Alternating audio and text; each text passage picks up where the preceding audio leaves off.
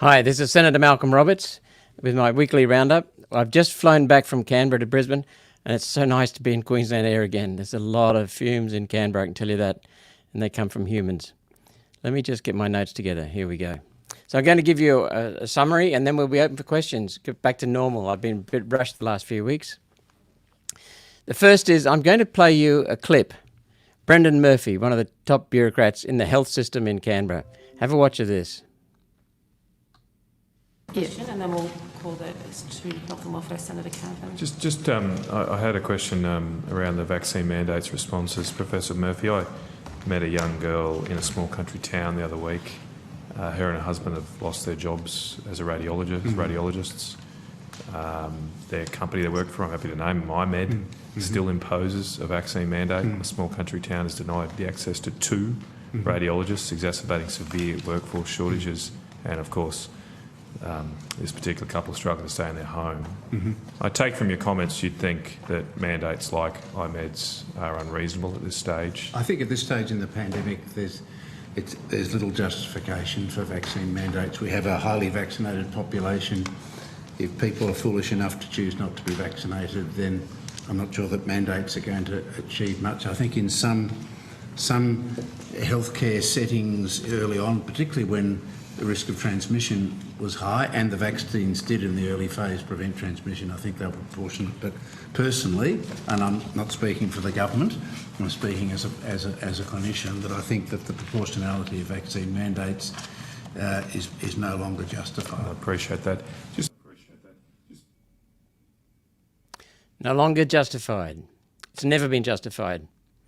I enjoyed softening this man up with questions in the health department area, questions in APRA, holding them accountable, and questions under the TGA. These people have got no clue what's going on. They are not in touch with the science. There have been severe backflips. But we've known this about the mandates for the injections all along. What is significant is that this man is the Secretary of the Department of Health, Professor Brendan Murphy, the highest-ranking health bureaucrat in the country, and it's necessary. One Nation has always maintained that COVID injections and all vaccines should be a personal medical choice, and government or employers should never mandate them. They should stay the hell out of people's lives. Finally, Professor Murphy has accepted the science. With the COVID injections unable to stop transmission, the mandates cannot be justified. And because we now know that the COVID injections never stop transmission, the mandates were never justifiable. This is too late, though, for the thousands of people who have suffered life-changing injuries as a result of mandates, lost their lives as a result of the mandates, or lost their livelihoods because of the choice to not be injected, but they were forced to be injected. As Professor Murphy said, he's one of the highest health officials in the country. Mandates are no longer justified. They were never justified. This is all the more reason for the Parliament to pass Senator Pauline Hanson's bill to end vaccine mandates, to make them unlawful. The government must immediately act to end all vaccine mandates that are in effect still at government workplaces, and immediately pass One Nation's vaccine discrimination bill, so no further harm is done in the private sector or the public sector. I'll share with you some of the things that we picked up in Senate estimates in the past 2 weeks. We put bureaucrats and ministers into a space where we could hold them accountable. Angus Campbell is the Chief of Defence Force. He was given a medal, the Distinguished Service Cross, for his command of soldiers in Afghanistan. He's now trying to strip that same medal, the Distinguished Service Cross, from soldiers who he commanded at that time. He supposedly earned his medal for being in command of soldiers he's trying to strip medals from. Absolute bloody hypocrisy. There are huge questions, though, over whether General Campbell was illegally awarded his Distinguished Service Cross. For some time, the criteria for being awarded a Distinguished Service Cross was that you had to be in action, meaning in direct contact on a two-way exchange with the enemy. There are no records of General Campbell being in such a situation. see where that leads. We raise that. And I remind you that not one soldier has been convicted of a war crime beyond reasonable doubt. The Ben Robert Smith defamation case was handed down yesterday in the civil court. That is at the much lower burden of proof on the balance of probabilities. There is almost certainly an appeal coming, so that story doesn't appear to be finished. If someone has committed a war crime, a war atrocity, a murder, and is found guilty beyond reasonable doubt in a court, first to lock them up. We have to have a civilized society. But we have to understand the pressures people in Afghanistan were under, our forces are under. Everyone has a limit. And when you're fighting with, well, let's think about this. The people who should be going to jail first for bloody war crimes are the politicians and generals who lied about weapons of mass destruction. And I can remember when those lies came out, they admitted they had no weapons of mass destruction. They're justifying the wars in Iraq and Afghanistan. Not one single person in Congress in America, not one single person in the Parliament in Australia held them accountable. Not one. And yet thousands of lives were lost for no real benefit. The politicians and generals that led us into illegal wars we should never have been in the first place should be the first into jail. Not the soldiers who believed they were serving their country and fighting for the men at their side. Where's the accountability? General Campbell says he was too far removed from the war to be held accountable for the war crimes he's alleging. If he was too bloody far from the war, from the action, why does he have a Distinguished Service Cross for supposedly commanding troops in Afghanistan in action? It's time for the Chief of Defence Force to step down. Our troops are among the world's best and deserve better than an unaccountable bureaucrat.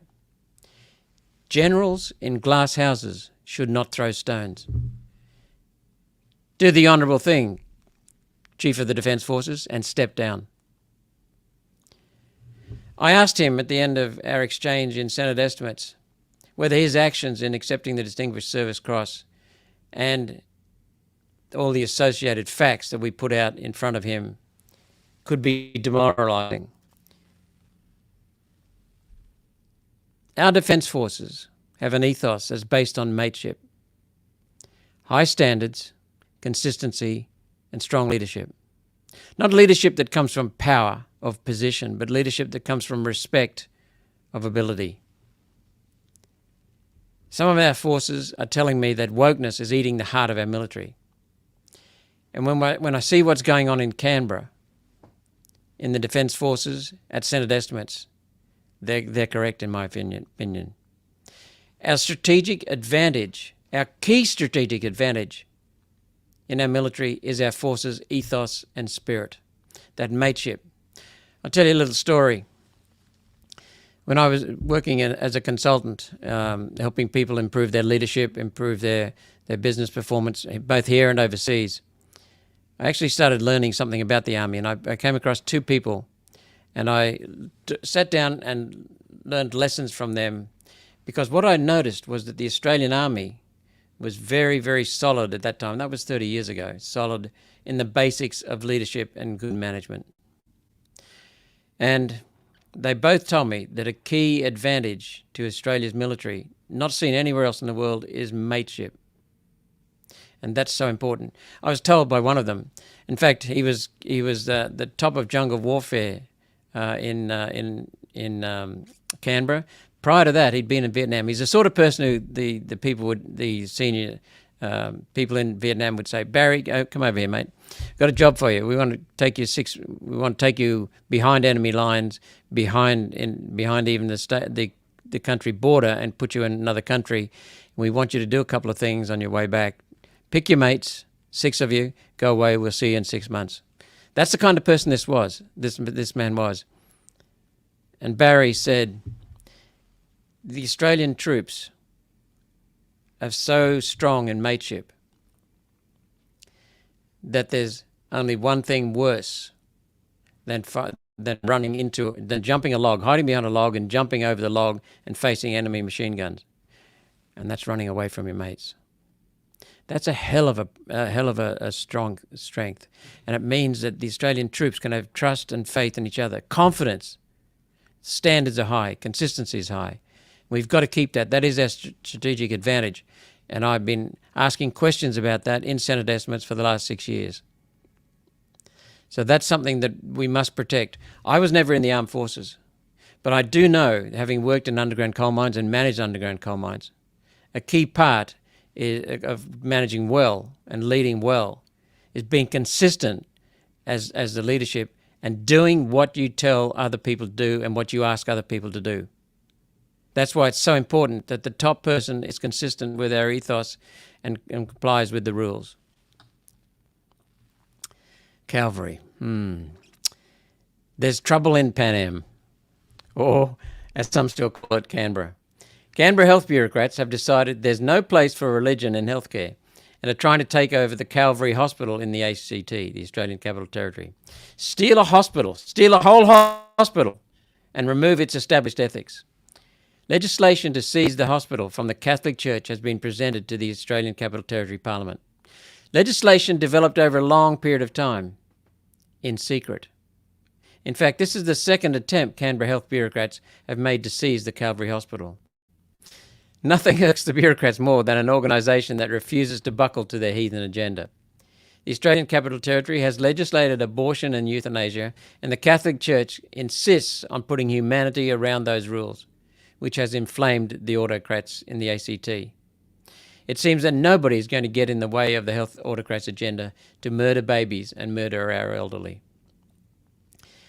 There are 14 Calvary hospitals in Australia delivering healthcare in a high faith-based environment, healing millions of Australians since their start in 1885. Yes, I said 1885, 138 years ago. There are hundreds of aged care homes that churches provide around Australia. These are becoming slowly more and more under government's wing because government provides some subsidies. Each of the hospitals, each of the churches, each of the aged care facilities must be looking over their shoulder right now at what Canberra health autocrats are trying to do there. I urge all members of the Australian Capital Territory Parliament to reconsider this evil act, this stealth, this stealing. If not, if you don't, this will go to the federal parliament, which has precedence over the Australian Capital Territory law. If ever there was a time to use our power of veto, it's now. The federal parliament must send a message to these autocrats and their heathen agenda. And the message is this: God decides who lives and who dies, not you bureaucrats. Just want to make a list of a few items that came up of significance that came up in Senate estimates in the last 2 weeks. We held the Fair Work Commission, the Fair Work Ombudsman, and Coal Long Service Leave accountable for what they've been doing to enable the trashing of lives in the Hunter Valley and in central Queensland, the abandonment of people who've been injured, the abandonment of people's safety, the abandonment of wages, up to 40% less than people right beside them doing exactly the same job with the same level of responsibilities. Loss of entitlements. And this time, I tabled a letter to the Fair Work Commission and to the Fair Work Ombudsman, or rather, a letter from Chandler McLeod, the labour hire firm, to the Hunter CFMEU that's supposed to be looking after miners, in which it shows they did a deal. The Hunter CFMEU sold out the miners in the Hunter at Mount Arthur Mine and Chandler McLeod Labour Hire Company working for BHP. And Chandler McLeod got their enterprise agreement, providing the CFMEU never came looking for them again. That's the core. When that letter was tabled, I tabled that letter. Fair Work Commission and the Fair Work Ombudsman, you could see them both in separate hearings. Both were quite shocked. We've been telling them this for almost 4 years. Simon Turner, a coal miner in the Hunter, crippled because of the lack of safety at Mount Arthur Mine, and Sam Stevens have been working on this for 4 years with us. And we will win because we have three solid aims that we agreed to at the start of my first meeting with 8 miners in the Hunter telling me about what was going on. Everyone else had abandoned these people. They came to us, and we have never left them. We will continue until we achieve these three aims. The three aims are that Simon Turner gets not only his lawful entitlements, but his moral entitlements, because the CFMEU and the Hunter sold him out. Secondly, that these practices are abolished around the country, particularly Central Queensland and the Hunter. And third, that Chandler McLeod, the Hunter CFMEU, and BHP are brought to justice. We will not stop until we achieve those three aims. You can tell from my voice, I'm really pissed off about these things. I started to get a little bit teary behind my eyes. This is inhuman, what we're seeing in the Hunter right now and in some areas of Central Queensland. Another area where we had some really big success was the outing of people in the health department, the Therapeutic Goods Administration, and AHPRA. We put some cold facts to them. They made significant changes in ivermectin. These people have been blind. They have bypassed the science. They have told lies in the TGA and AHPRA and the health department because they've been focused on control. We found out, thanks to Alex Antic, that the previous week, that the Home Affairs Department has been passing information to Meta, Facebook, Instagram, and social media platforms when the Health Department thought that they didn't comply, thought that a post did not comply with Meta's own guidelines. The Health Department passed it to the Home Affairs Department, who passed it on to Meta. Censorship. Censorship. Censorship is a form of control, and always beneath control there is fear. Because we know now that the things that we were being labelled for as tinfoil hat wearers, as what do they call it, conspiracy theorists, they were true. That's why we said them, and now it's emerging. Only a few days ago, it was confirmed by one of the scientists at the Wuhan lab that yes, indeed, the virus came from a lab leak, an accidental lab leak at the Wuhan lab. At the heart of the gross deceit, the lies, the mismanagement of COVID, lies the Department of Health, the Therapeutic Goods Administration, and the bastards who enforce these inhuman mandates, inhuman deregistrations of our doctors and nurses and other health professionals, the AHPRA, the Australian Health Prudential Regulatory Agency. Disgraceful. So we put it to some of them that they'll be guilty of malfeasance, or misfeasance, I think is the correct term. I've already mentioned Home Affairs, that they were involved in the censorship of valid posts that have now been proven to be correct. And yet millions of Australians were misled by these people who were in fact pushing, by the Department of Health, the TGA and AHPRA, who were in fact pushing lies, pushing inhuman lies.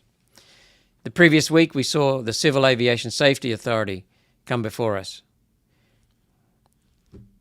These are the people. I've got a list here.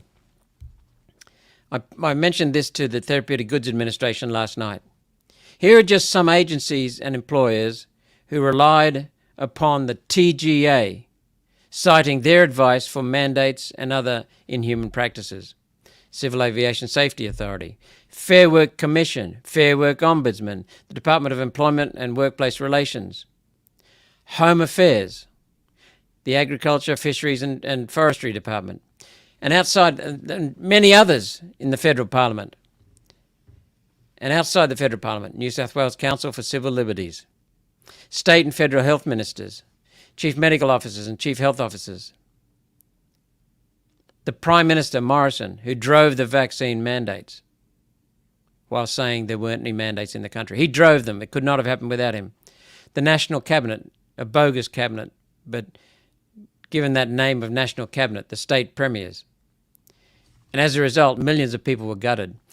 What I saw in CASA, in their testimony, was a complete lack of accountability.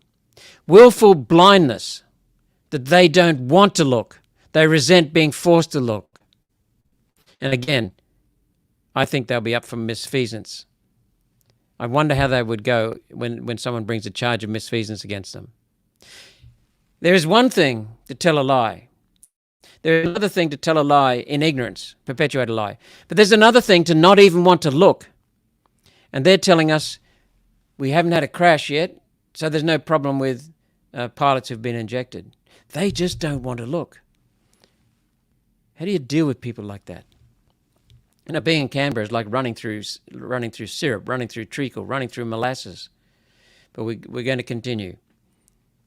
Then we saw energy, the energy sector. There is nothing apart from life itself. The energy is the primary thing that drives our society. And in the last 170 years since the start of the Industrial Revolution, the key thing that's driven human progress is the relentless reduction in the unit cost of electricity in real terms. Unit cost of energy reduced in real terms. It's cheaper now to get a litre of fuel which can power a car than it is to buy a litre of water. Just think about that. That's remarkable. Kilometres underground, raise it, transport it overseas, refine it, distribute it, get it into someone's petrol tank or diesel tank, and it's cheaper than getting a bottle of water. That is remarkable. And that has given us our human progress, our wonderful lifestyles, our longevity of life, our ease, our security.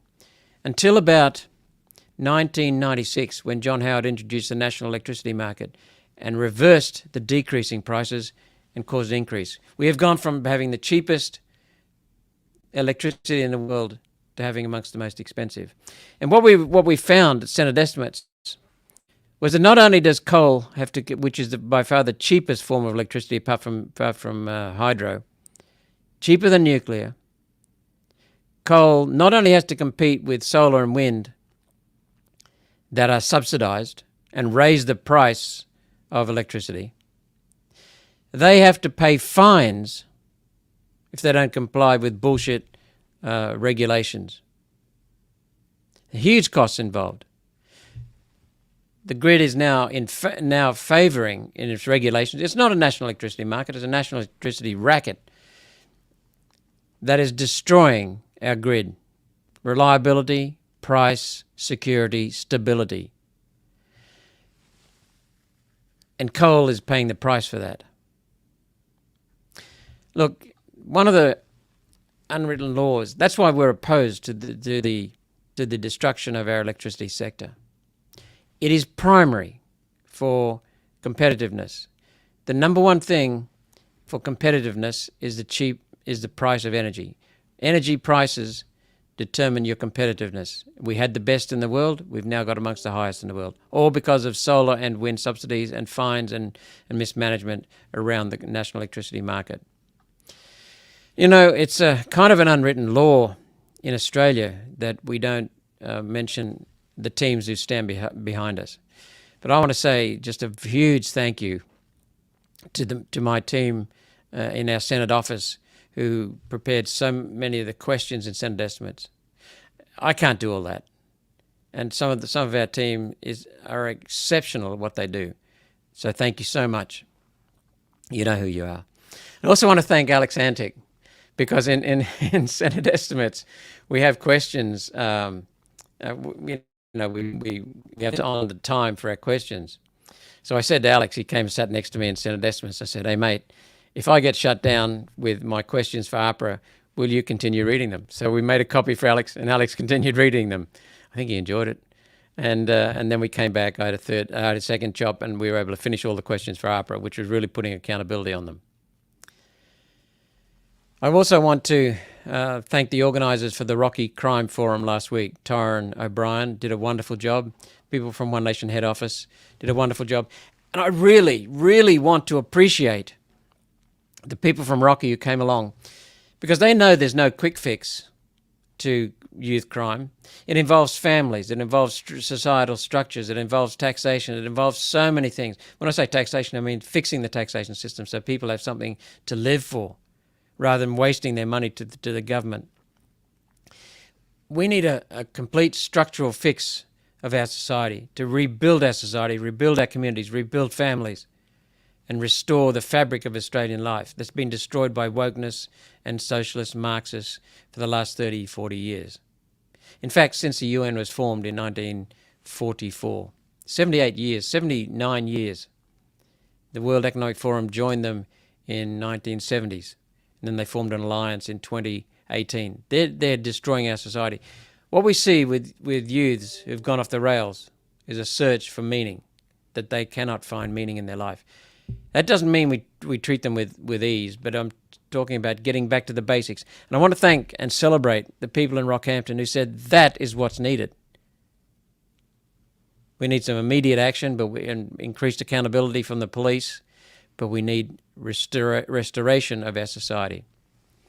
And then straight after that crime forum in Rocky, I attended and spoke at the Rocky March for Life.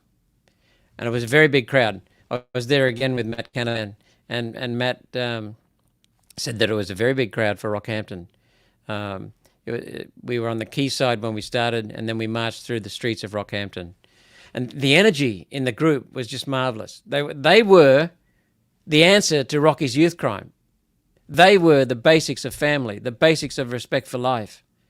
So thank you so much for the pro-life marchers who gathered and gave such strong support. You know, the key lesson that's been confirmed, I didn't learn it, I confirmed it in my time in the Senate, is that governance and sovereignty in our country have been destroyed. People are now working for the government. The government is not serving the people.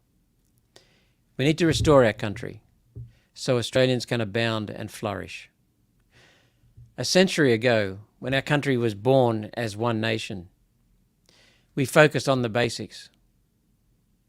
And we had the highest per capita income in the world. The highest in the world. The United Nations has in recent years, has put out a report saying we have the world's best resources. We have wonderful people. Our education system is starting to be destroyed by the United Nations and World Economic Forum policies. But we have a wonderful climate. We have a wonderful set of resources, soil, water that's not being managed properly. We can grow almost anything, almost any time of the year, somewhere in our country. Australia used to be independent. And then our bloody politicians in Canberra went on this United Nations World Economic Forum binge of interdependence. Interdependence sounds wonderful. Everyone is interdependent. We all sit under the tree and sing Kumbaya. Well, it's all bullshit.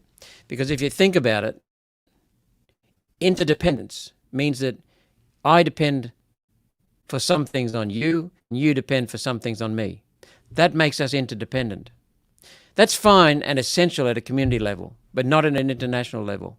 We can still trade at international levels, but we must be independent. Australia was once independent, completely independent. That meant secure. Now we're not.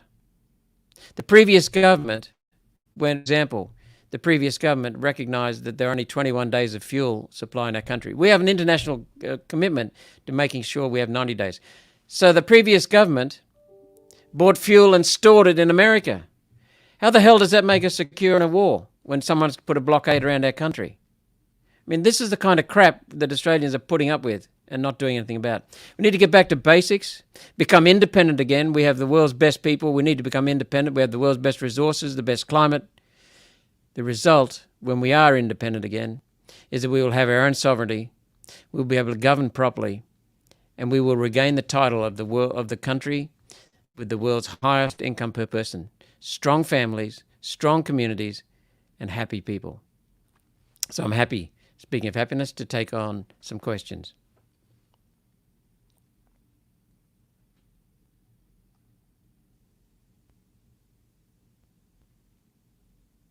Angie, you're welcome. I'm just doing my job.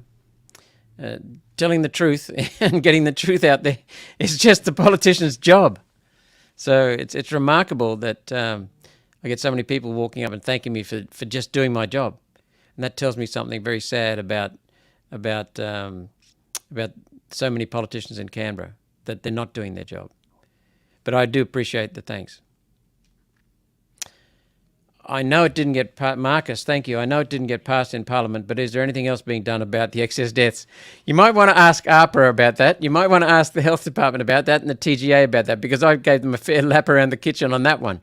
We belted excess deaths at them. What we did was so often just say something like this: you bastards have not been the slight bit interested in excess deaths. Yet excess deaths are well above the typical death rate in this country. If, I ask these people, if we had 2 Boeing 787 Dreamliner jets crash into the ground, kill all 250 people on board, we had 2 of them crash every week for a year, do you think there'd be someone inquiring about it? I'm damn sure there would be. Just one jet and they have an inquiry. Just 250 people, they have an inquiry. We've got more than 30,000 excess deaths in 2022. More than 30,000. There's a level of deaths that is natural. That's just natural. This is well above, well outside the range of that natural death level. Well outside. And they're just sitting around doing nothing. So we held all 3 of them accountable, and CASA accountable. They're all pointing the buck. Who's responsible? Well, they are. So, yes, there is something being done about excess deaths. And Senators Antic, Rennick, Babette, Pauline Hanson, and others are really working very hard and together. And that's why, I had pleasure in sitting next to Jared and Alex and shared my material with Alex so he could ask questions. And sat next to and whispered things to Jared, and Jared the same to me. It's wonderful having people who are strong with us rather than just being on our own. So we are working together, but there's plenty being done about excess deaths. Jared, Alex, Matt Canavan, Ralph Babette, Pauline Hanson, all are pushing that issue. Wait till it comes out. Mark says, can we do anything to get Julian Assange free? We have been doing a little, not enough. Julian Assange is like a dingo pelt on the fence. You know, they shoot a dingo, put its pelt on the fence so that it deters other people from doing what he did. Julian Assange exposed the corruption. Julian Assange exposed what's going on in this world, and for that he was belted. Our government should be helping him. So we have been at presentations in Canberra. I've spoken at times about it. I've spoken in the Senate about it. I guess there are so many other things to do. We've got 30,000 excess deaths in 2022, and there's so many other things. But that's not to detract from that. I have given his father personal support, his wife personal support at meetings in Canberra that were organised by politicians of various parties. There is a small group of us, Liberals, One Nation, Greens. Greens have been doing a good job now. I don't have much respect for the Greens, but the Greens, Senator David Shoebridge and Peter Wish-Wilson, Professor Pete, they've been doing a good job. So we have been working together. It's never once been a party thing. So that's really good to see. We need to up our energy, up our ante.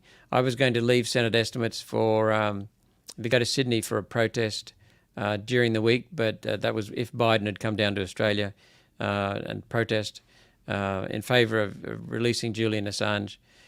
We can also do more. There are just so many things that we need to work out, but I don't think we've done enough, and we'll be doing more about Julian Assange.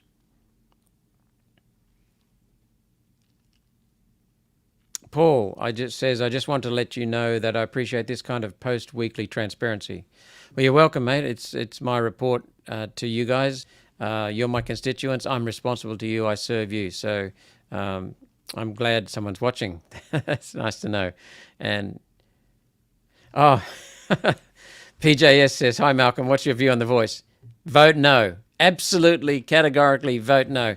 I noticed an article, hang on, someone's trying to...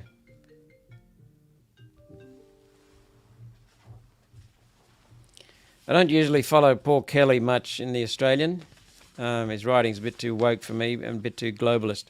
But he wrote an absolutely brilliant article. I've circled almost every single paragraph in the page-long article. Look, these are just some of the notes that I already had in my mind. Have a look at his article. It's Paul Kelly's article last week, Deception is No Path to Reconciliation. It's a wonderful article in the Weekend Australian, in the Inquirer section. Paul Kelly, Deception is No Path to Reconciliation. And that key word there,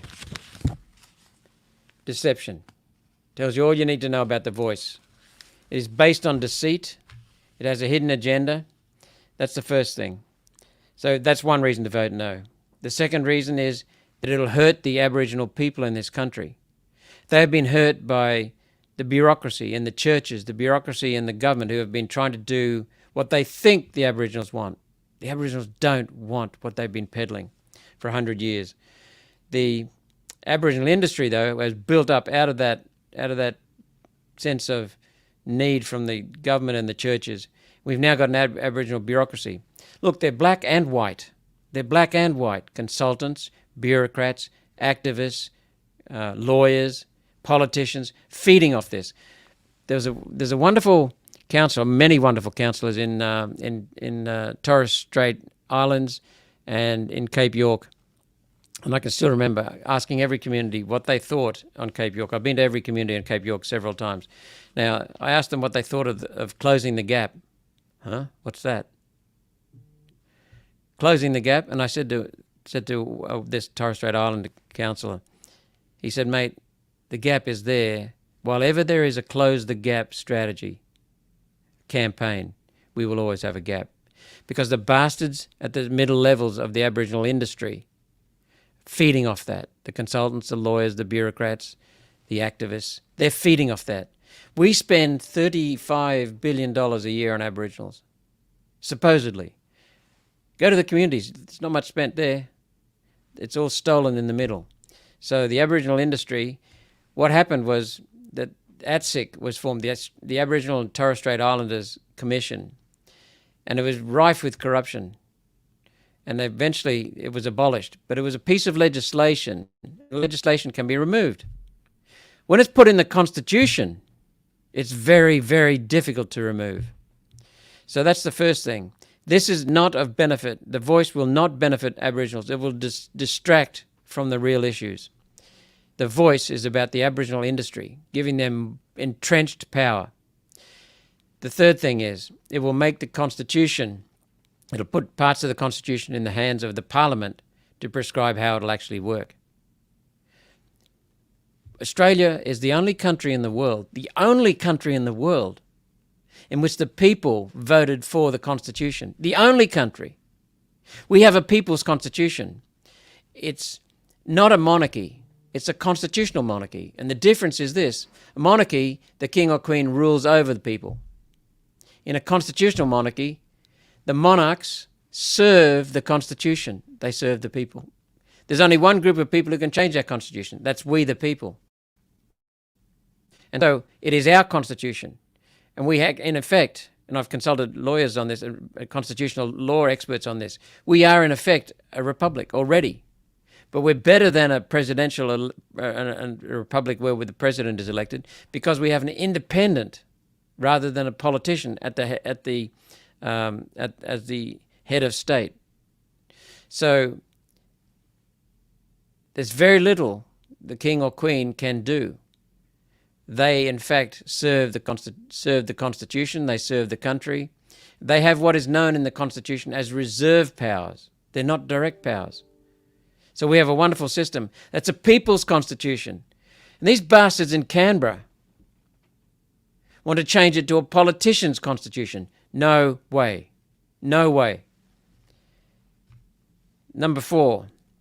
In 1967 odd, I was pretty young, but 1967 I think it is, around then, Australians voted to remove the last trace of racism out of our Constitution and make sure all Australians, regardless of race, are Australians. Equal, fair.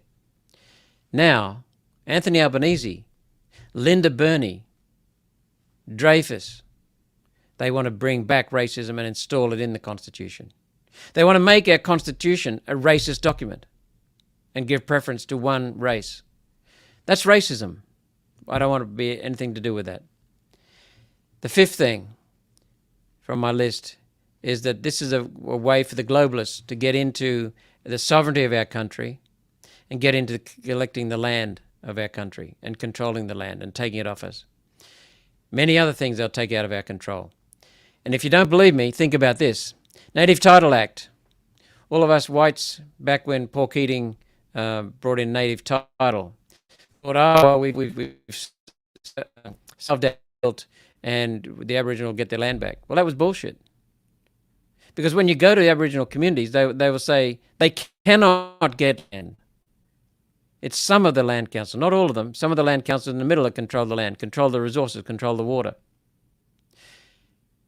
That Native Title Act, in the preamble, is littered with the words United Nations. Now, do you see what's going on? All they did was take the land from whoever had it and lock it up. And that's what they want to do with the voice. It'll be divisive. And therefore, it's not about reconciliation. It's about control. This voice has got not one thing going for it. If they thought it was so good, they could try it by just legislating for it rather than changing the Constitution. They want to add a whole chapter. There are currently 8 chapters in our Constitution. They want to add a whole chapter 9, a whole new chapter. And each chapter has a significant power within it. They want to add 4 clauses to the Constitution. And they don't want us to see those clauses on the ballot paper. And what you'll notice is that it's all about emotion, fluff and nonsense, not about the details. They've withheld the details from us. They've deliberately withheld the details from us because they don't want the details to get out because people will see it for what it is.